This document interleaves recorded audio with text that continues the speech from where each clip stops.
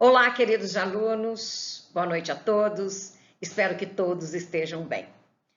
Hoje, dando continuidade aos nossos estudos do nosso livro O Desafio de Viver, nós vamos estudar o capítulo número 5, que foi escrito pelo nosso querido Haroldo Dutra, denominado de Os Desafios Humanos Enfrentados por Jesus. Importante lembrar que o Haroldo, ele vai fazer uma explanação nesse capítulo sobre os supostos desafios enfrentados por Jesus. Mas ele vai utilizar a ótica espírita, tá? Agora, vamos tentar nós imaginarmos sob a ótica espírita uma situação, uma circunstância, um obstáculo que tenha levado Jesus ao limite das suas habilidades. O próprio Haroldo disse que antes de fazer essa palestra, quando ele foi convidado, né, para participar de uma conferência no Paraná, ele começou a refletir sobre o tema. E ele não conseguiu imaginar uma situação sequer que tenha levado o nosso amado Mestre Jesus ao limite das suas habilidades. Ele não conseguiu. E por uma simples razão, ele explica, porque nós não sabemos, não conseguimos mensurar qual é a extensão das competências e das habilidades de Jesus. Ele começa a lição analisando a palavra desafio. Pois a palavra desafio, nós sabemos que ela tem inúmeros significados, dependendo do contexto onde ela é utilizada. Por exemplo, quando a gente utiliza a palavra desafio num ambiente de jogos e de disputa, ela vai representar aí uma competição. Desafio significa competição.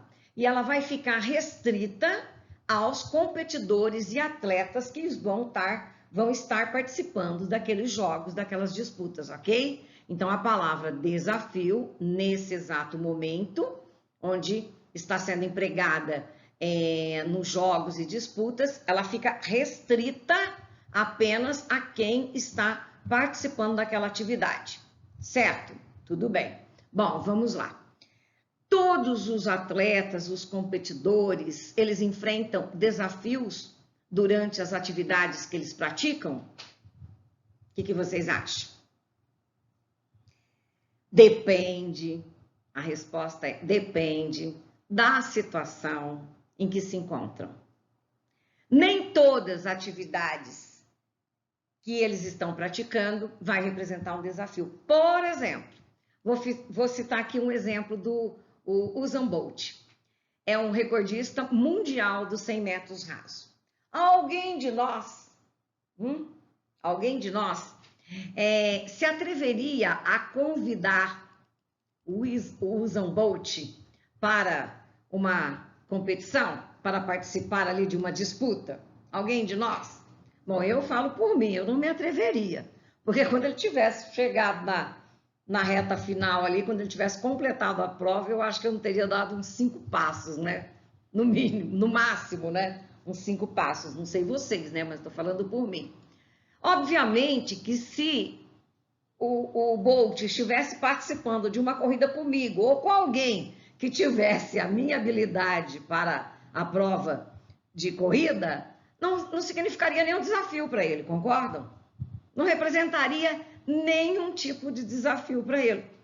Agora, se ele estivesse competindo com o cara que pegou o segundo lugar quando ele foi recordista mundial, que ficou em segundo lugar, que pegou a medalha de prata, representaria para ele o quê? Aí sim, né? Representaria para ele um desafio. Ele teria que colocar ali todas as suas habilidades. Ele teria que chegar no limite das suas habilidades. Por quê? Porque uma pequena falha, um pequeno erro de cálculo dele, né? Como dizia minha avó, se ele titubeasse, né? num pequeno detalhe, o que aconteceria?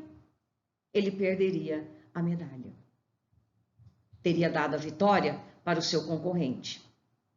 Perceberam que nem tudo, nem todos representam um desafio? Depende das situações e das pessoas que nela estão envolvidas.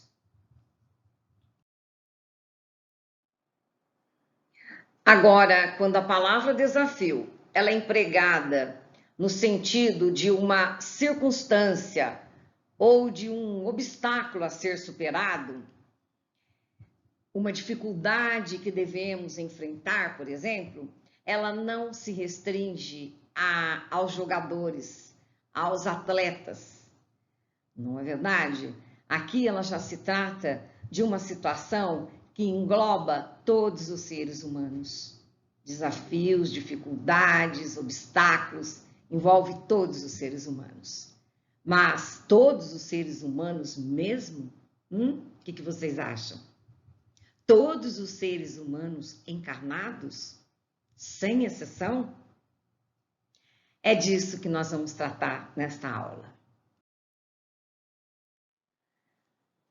Nossa reflexão, segundo a orientação do Haroldo Dutra, nesse capítulo, começa nesse ponto, falando de um ser que se fez humano entre nós, o mais nobre dos espíritos que já habitou esse planeta, o qual, pela sua alta envergadura moral e intelectual, pelo seu grau evolutivo, foi nomeado governador do nosso planeta Terra, nosso Mestre Jesus.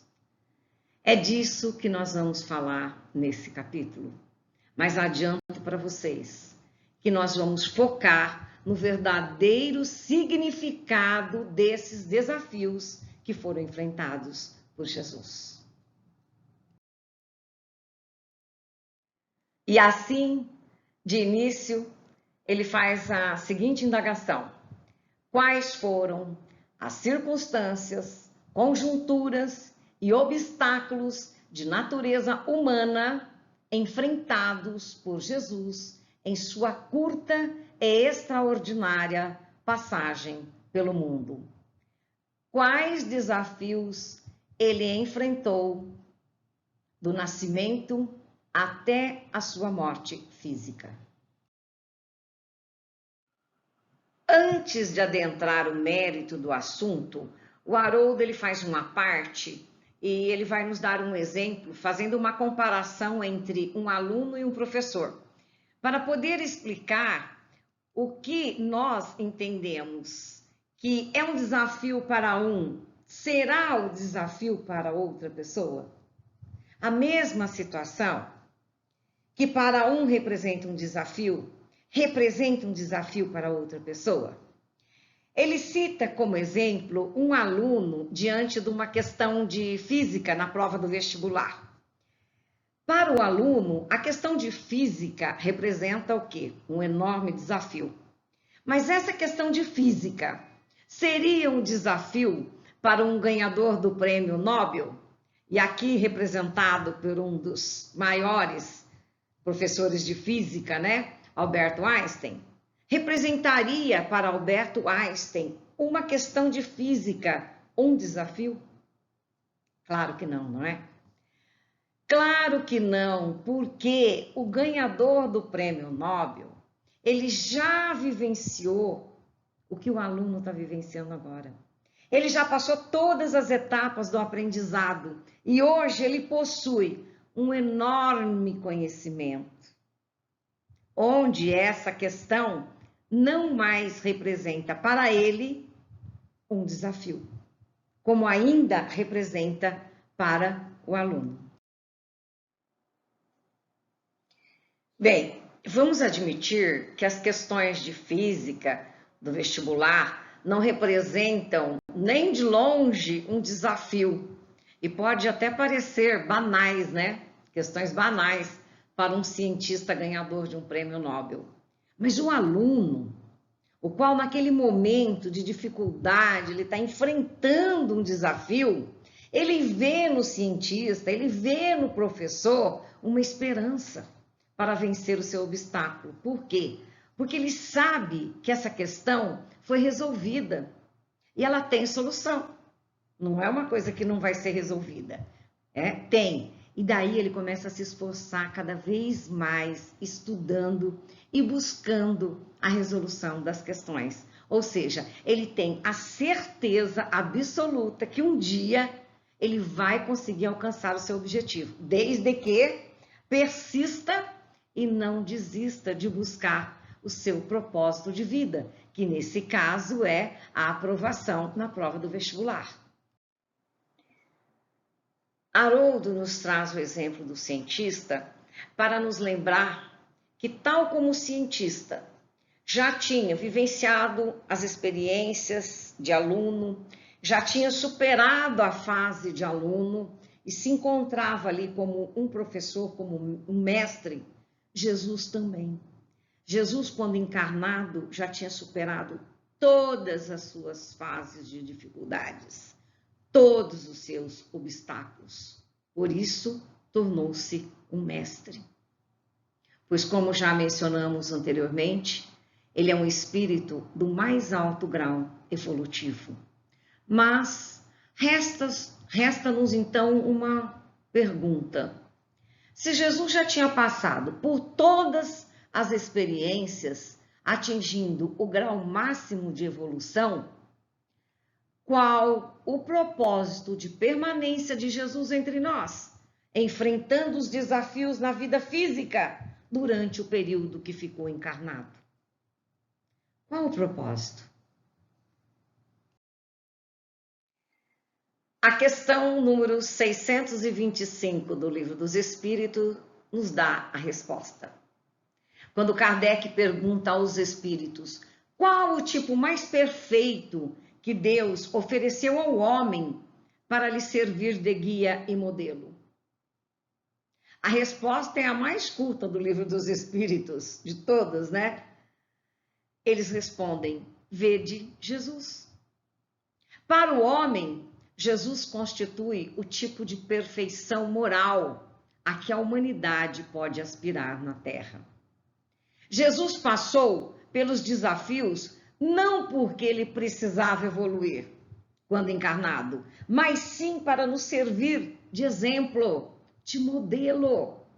Veio em verdadeira missão, na qualidade de representante da divindade. E somente os espíritos escolhidos por Deus são destinados para as grandes missões gerais.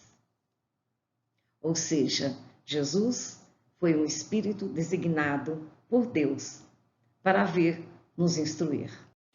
Jesus veio em uma verdadeira missão na Terra, na qualidade de representante da divindade. Enfim, ele veio como um Messias. Mas o que é um Messias? Na Revista Espírita de fevereiro de 1868, os espíritos vão dizer a Kardec o que é Messias. Dizem que Messias significa enviado, aquele que foi ungido, empossado em um cargo, em uma função. E a gente imagina que Messias é um adjetivo de Jesus. Jesus ou Messias? Mas não é. Messias, nesse caso, representa aquele que está empossado em um cargo. E o que é um cargo? É um conjunto de atribuições que é conferido a alguém para desempenhá-las. Por isso Cristo era o Messias, porque ele estava empossado, ungido em uma função e exercia as suas atribuições de representante de Deus. Uma das atribuições de Jesus era, além de nos dar exemplo de vida, era apresentar Deus para nós de uma forma bem diferente daquela que nós conhecíamos até então. Lembram-se, nós já estudamos bastante sobre isso, né, em outros livros, inclusive, que Deus tinha uma imagem de um Deus enérgico, rancoroso, vingativo, que a gente devia temer, porque ele era favorável a quem obedecia, mas ele era bravo, mandava castigar aqueles que o desobedeciam. Na época de Moisés, isso era bastante pregado, não é? Bom, essa era a visão de Deus, um criador com os mesmos defeitos dos seres humanos naquela época. Daí Jesus o apresenta com um modelo totalmente diferente. Mostra quem é o verdadeiro Pai, o Criador. Mostrou-nos um amigo, aquele que protege, que ampara, aquele que ama, perdoa e que tem por nós um amor incondicional. Nos ensinou a chamá-lo de Pai na bela oração do Pai Nosso.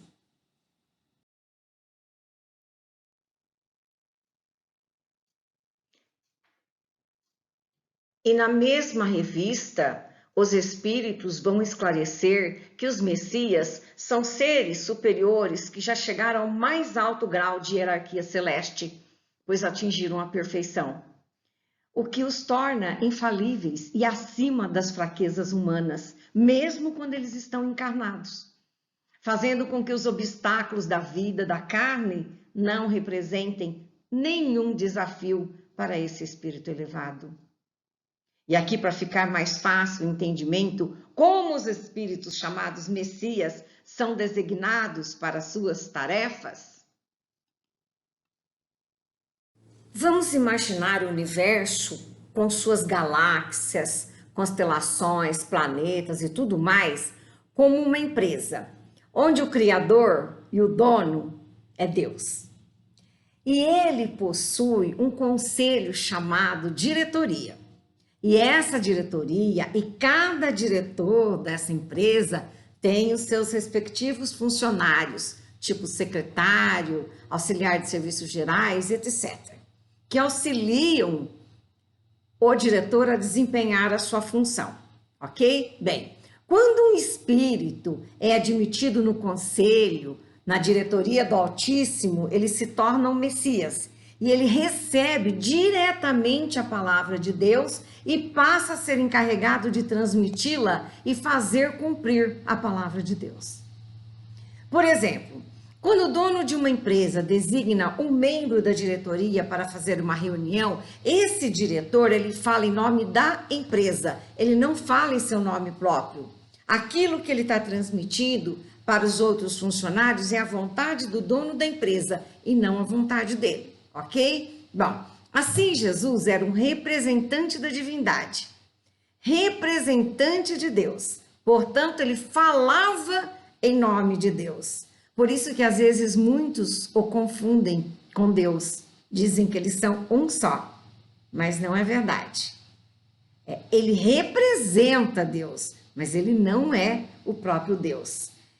E ele deixou muito claro isso numa passagem de João, no capítulo 6, versículo 38, que diz: eu desci do céu, não para fazer a minha vontade, mas a vontade daquele que me enviou. Para isso ele veio, para fazer a vontade do Pai. E logo que iniciou suas atividades, ele formou lá o seu gabinete de assessoria, com os espíritos que também desempenhariam uma maravilhosa função junto dele. Então, vocês lembram daquele exemplo da prova de física, onde o aluno do vestibular passa a noite sem dormir antes da prova, e aí chega lá o prêmio Nobel de Física, acorda na hora da prova, chega lá, faz tudo, acerta tudo? Sabe mais do que quem elaborou a própria prova? E se o prêmio Nobel de Física, após resolver a questão, lá nos seus 15 minutos, ele resolvesse ensinar os alunos como que eles devem proceder para resolver a questão de física, para passarem no vestibular? Não consistiria isso num extraordinário desafio para o prêmio Nobel?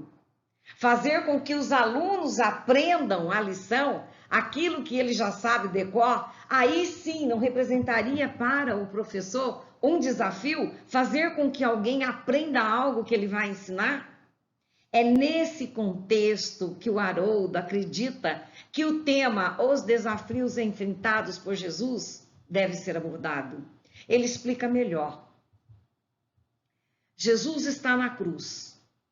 Ele olha para o céu e diz: Pai meu, por que me abandonastes?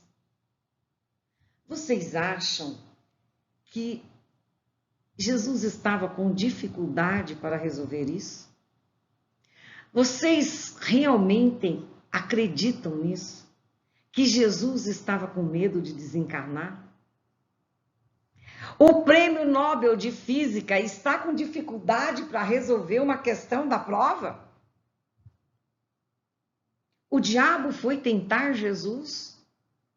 Vocês acham que realmente uma entidade inferior na Terra é capaz de abalar a estrutura psíquica de um Cristo? Vocês acreditam que realmente a tentação é para Jesus? Haroldo diz que esse é um enfoque equivocado. O enfoque deveria ser: o que Jesus está querendo nos dizer com isso? Porque quando o Prêmio Nobel de Física, diante dos seus alunos, agora resolve ajudar, vai para o quadro negro e começa a resolver a questão, vocês acham que o problema é ele? É para ele o problema? Para ele resolver o problema? Vocês acham que ele está ali no quadro negro sendo desafiado? O desafio é para ele? Ou o desafio dele é para levar os alunos até ele, de forma que eles aprendam com os seus ensinamentos como resolver as questões de física? Qual o desafio humano enfrentado por Jesus, então? O desafio enfrentado por ele há 2000 anos atrás e até hoje é nos tornar um espírito como ele é. Ele é o modelo, ele é o guia. Um grande desafio, mas não é ele que está em jogo, somos nós. Perceberam? Bom, queridos alunos, chegamos ao final da primeira parte do capítulo número 5. A semana que vem nós daremos continuidade ao tema e faremos a conclusão do capítulo. Mas vamos refletir o que é proveitoso para nós no tema da aula de hoje. Se você imaginar que Jesus é o guia da humanidade, e se ele é o guia, ele sabe para onde está indo, ele sabe para onde está nos levando, não é assim? Porque quando nós fazemos uma excursão, nós contratamos um guia. E esse guia, ele conhece todos os locais.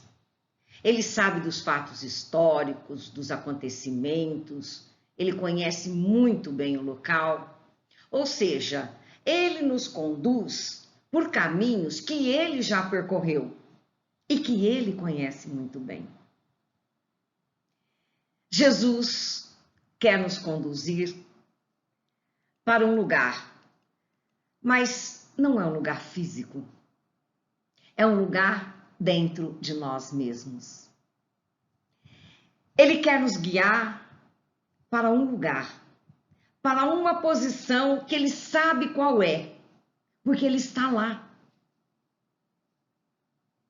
Ele quer nos conduzir pelo caminho da perfeição, porque ele passou por esse caminho, porque ele conhece esse caminho.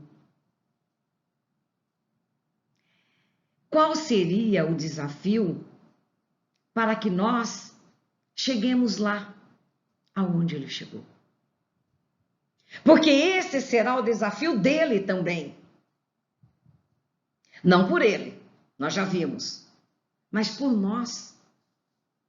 Como um mestre guia um aluno, o desafio do professor que ensina um aluno a caminhar, que ensina um aluno a resolver as questões, os desafios, os obstáculos. Ele tem um plano para cada um de nós. Ele tem um projeto para cada um de nós aqui. Mas o desafio adivinham? O desafio somos nós. Assim, queridos alunos, entendemos do que se trata os desafios humanos enfrentados por Jesus enquanto encarnado. O desafio de Jesus éramos nós. O desafio de Jesus somos nós ainda. Na próxima aula, o Haroldo nos trará algumas passagens do Evangelho, tendo escolhido alguns temas, incluindo a área da família, da sociedade, da religião e a área das amizades, para que nós reflitamos sobre essas passagens e elas sirvam de modelo para guiar o nosso raciocínio. Até a semana que vem. Que Deus nos abençoe sempre. Um grande beijo a todos.